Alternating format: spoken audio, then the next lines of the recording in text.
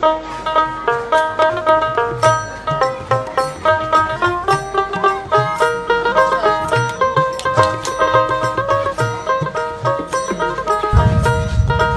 বন্ধু, এখানে এসে তোমার কেমন লাগছে?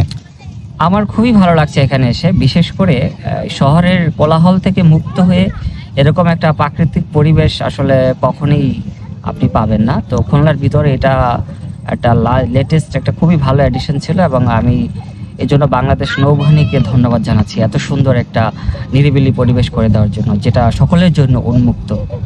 আচ্ছা, তুমি মনে করো এই যে রূপসা নদীর পাড়ে বসে আছো, তোমার অনুভূতি কেমন? অনুভূতি প্রকাশ করো। নদীর তীরে বা নদীর যে বাতাসটা, এই যে অনুভূতিটা আমার সবসময় ভালো লাগে। আমি বেসিক্যালি সমুদ্র পছন্দ করি, তো সবসময় তো সমুদ্র যাওয়া হয় না, অনেক সময় দুধের স্বাদ ঘোলে মেটাতে হয়।